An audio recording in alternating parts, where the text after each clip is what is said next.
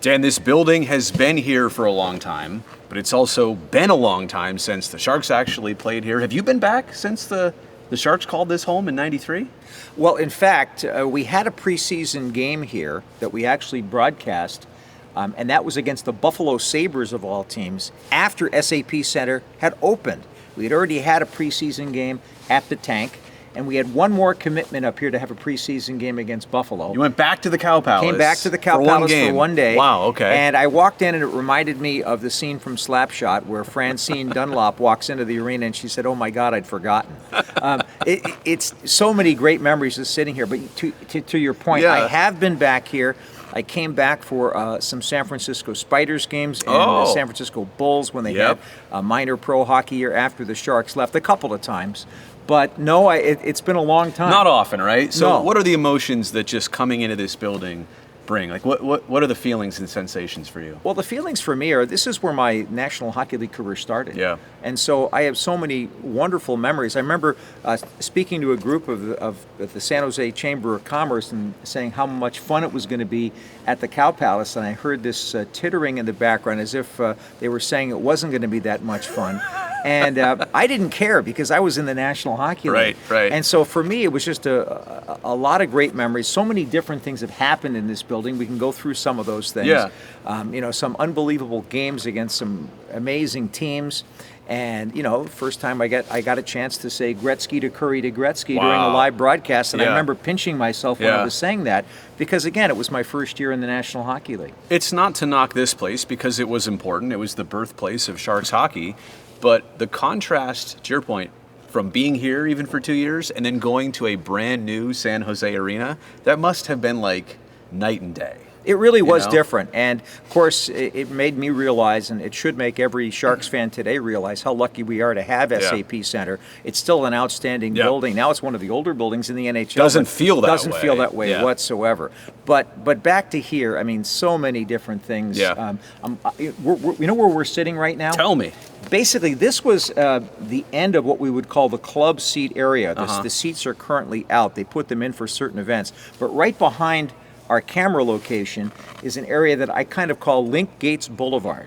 And that's because Link was often suspended, often not playing in that particular season. And he would walk during games in this concourse area, which is in the middle of the bowl. Right. And he would have a crowd of about 20 kids right behind him. Wow. And I have never seen anything like that before or since. He was the Pied Piper, but he loved kids. And for whatever reason, I mean, you look at his record and you say, would a parent want their kids to be following Link Gates around? Well, apparently it was okay. And Link would be walking around during games and, while the game was going on, and there'd be all these kids following him around. And that's just where we're sitting right now. Also behind where we're filming this is the broadcast booth. Yeah. And there were two broadcast booths. There was one where Joe Starkey and at times Randy did TV. And then, of course, the radio booth, which had a set of tables right at the top of the stands right over where we're looking. And I remember the very first game at the Cow Palace, Randy Hahn did color commentary with me, you, which we have a recording of, which does appear on the Sharks audio network from time to time in one of our classic Sharks games. But that was a back-to-back set of games. The first game was not televised in Vancouver because they wanted to televise the first game in San Francisco. That's amazing. They only did 55 games. Yeah, it is amazing to me. So the only recording of the first game is my radio broadcast. But this game here, it was just such it was almost like a new baby being born. And, everybody wants to come see the baby, look at the baby, visit with the parents. And that's kind of what it felt like. Also in the end zone, this is one of the few arenas, and Doug Wilson will tell you this. He played at Chicago Stadium his whole career, and his whole career he had to walk upstairs to get to the ice from the locker room. Here you walk downstairs to get to the locker room because the locker rooms in the back are upstairs a level. So both teams had to do that. And what used to happen, again, with the whole let's see the baby kind of motif, after games was amazing. You'd never see this happen again. But both teams would congregate in that area between the locker rooms, waiting for the bus to leave or whatever for the visiting team, and everybody would be catching up with each other. And it was really quite an atmosphere just for that. It seems like there were some makeshift things, though, from this building, right? Like the weight room and the press room were all in one.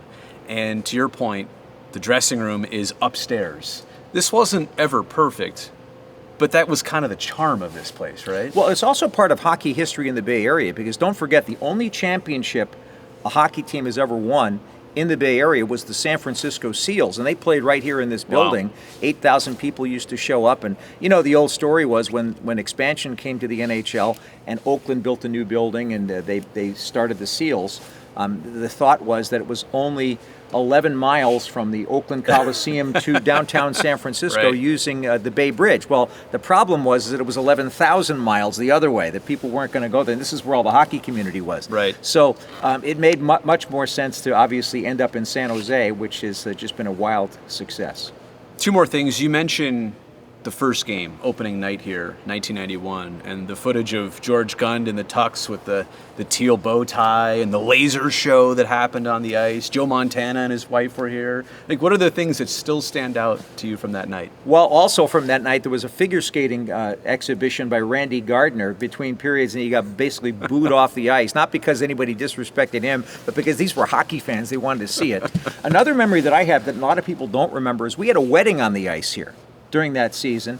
Somebody wanted to get married between periods, and so the minister came out and he started to say, dearly beloved and so forth, and the fans were screaming, don't do it, don't do it, it's a trap. Wow. They were screaming and yelling, and so that was kind of a memory that I have. The memories of Arturs Urbe playing against Detroit in a great game that he played here. Link Gates, of course, fighting Bob Probert in maybe the greatest fight in the National Hockey League in the last 25, 30 years, two all-time heavyweights going at it. That was certainly memorable because when that started, everybody thought it might happen, but the crowd got quiet for a second instead of getting noisy, and then they picked up. And you can see footage of that still on YouTube. I don't want to get anybody in trouble here because we're going to pitch an idea. What if the Sharks came back and played one more game here? I don't know if that's possible. It probably isn't possible. The ice plant may not work. There's no scoreboard anymore. Well, there wasn't any scoreboard then either.